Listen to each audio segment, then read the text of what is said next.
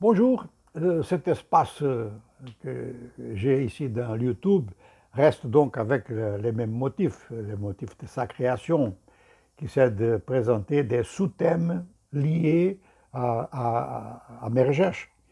J'ai fait ça pendant la période où je travaillais à l'Atlantique Sud, les quatre grandes économies de l'Atlantique Sud. Cette recherche est conclue, comprend le Brésil, l'Argentine, l'Afrique du Sud et l'Angola. C'est terminé, il y a même un livre qui a été publié en portugais. Et maintenant, je commence à travailler dans une autre recherche qui va se dérouler avec une base dans deux institutions universitaires, un institut de l'Université fédérale fluminense au Brésil et le Centre d'études internationales de l'ISCTE, Institut universitaire de Lisbonne. Alors, le titre de cette nouvelle recherche, c'est les guerres économiques au XXIe siècle et ses effets au Brésil. Bon, tout d'abord, pourquoi au Brésil? Pourquoi les effets au Brésil? C'est non seulement parce que le Brésil est ma base, mais c'est parce que la dimension du Brésil, son économie à l'état actuel, mais surtout ce qu'on peut faire dans cette économie, place le Brésil dans deux points stratégiques qui ont une incidence, par exemple, actuellement, sur l'inflation globale. C'est que le Brésil est un grand producteur agroalimentaire, agro-industriel. Il peut doubler sa production dans cette matière. Et d'autre part, le Brésil est presque autosuffisant en énergie. Et un troisième lieu, qui peut être le premier, le Brésil est un acteur mondial fondamental dans le domaine de l'environnement, n'est-ce pas? L'Amazonie et le Pantanal sont deux régions sans lesquelles il n'y a pas de politique globale environnementale possible. Mais d'autre part, le Brésil, enfin, ses actions politiques, le déroulement même de la politique intérieure, et je parle d'une politique sérieuse, je parle de la politique, les petites luttes dans l'élite, les grandes décisions économiques du Brésil et l'état de croissance économique du pays ont une répercussion à plusieurs niveaux.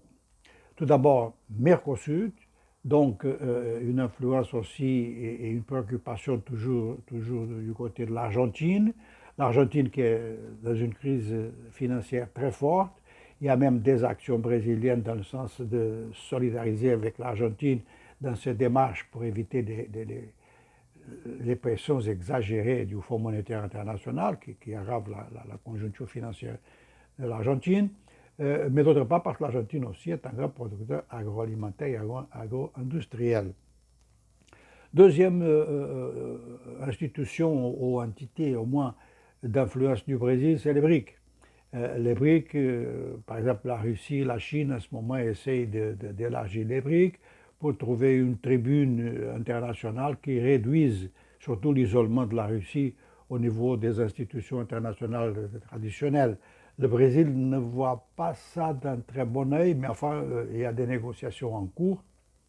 Et le Brésil a une position, disons que, de dialogue très effectif avec l'Inde et avec l'Afrique du Sud. Et ça, c'est un autre axe d'influence de l'économie brésilienne, car les rapports économiques entre le Brésil et l'Afrique du Sud sont assez importants, sont des plus importants entre l'Amérique, les plus importants entre l'Amérique du Sud et l'ensemble de l'Afrique. Compte tenu de la diversité des produits qui entrent dans les échanges des deux pays. Et puis il y a naturellement le grand intérêt des pays africains de langue portugaise vis-à-vis du Brésil, y compris des financements brésiliens. La Banque nationale de développement économique et social du Brésil a toujours donné des crédits importants, surtout à un pays comme l'Angola. Mais la présence brésilienne dans l'Atlantique Sud, qui va devenir un axe de plus en plus important dans la logistique mondiale. Cette présence se donne au Cap-Vert et aussi un relief, n'est-ce pas? Il y a un intérêt très grand de se rapprocher de plus en plus du Brésil. Donc ça c'est le motif de mettre le Brésil comme là où des effets importants peuvent se faire sentir, aussi bien des événements de guerres économiques actuelles, mais surtout comment s'en sortir. Bon, les guerres économiques actuelles, je vais présenter des études de cas. Le premier étude de cas, ce serait donc des guerres économiques qui sont liées à des luttes pour l'hégémonie mondiale, hégémonie politique et hégémonie économique. Donc ici, inévitablement, on parle de la guerre économique entre les États-Unis et la Chine. Un autre élément très important, et surtout important en Amérique latine, mais avec aussi des possibilités, n'est-ce pas, au-delà de l'Amérique latine, c'est la guerre économique menée par le biais des sanctions économiques. Alors on va parler Cuba, Venezuela et Nicaragua.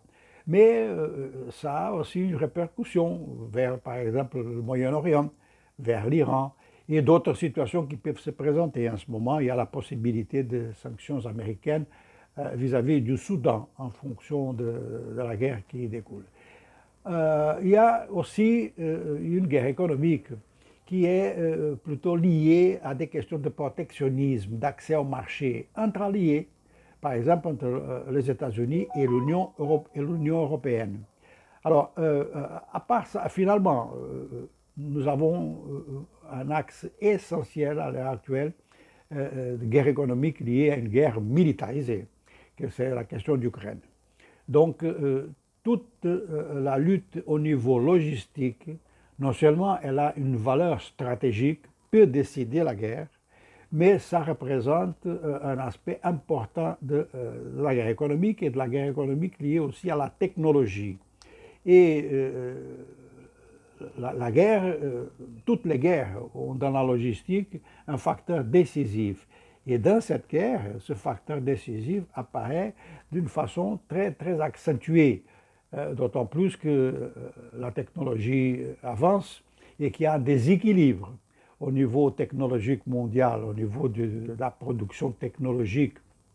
Et le cas ukrainien nous présente, on va laisser dans cette recherche de côté les opérations militaires en soi, mais on va, du moins c'est mon intention, on va analyser les conditions logistiques des deux côtés, du côté ukrainien et du côté des forces russes d'invasion.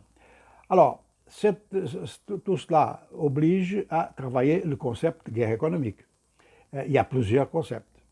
Il y a des gens qui limitent la guerre économique à des aspects commerciaux et douaniers. Dans notre cas ici, on ira bien au-delà.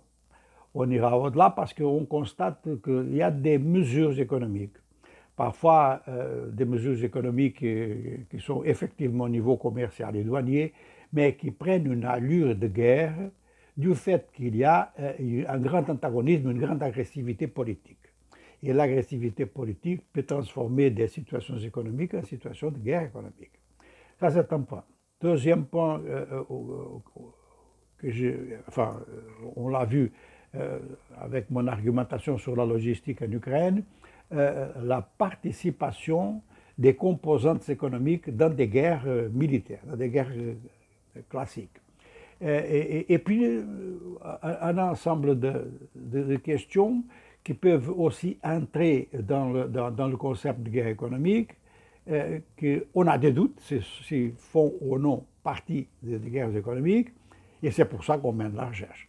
C'est-à-dire qu'on va essayer, je vais essayer de donner une contribution pour définir mieux cette situation, qui est une situation qui devient en ce moment dominante à l'échelle mondiale. Bon, je tenais à donner cette explication à mes collègues de langue française et évidemment, on va garder le contact.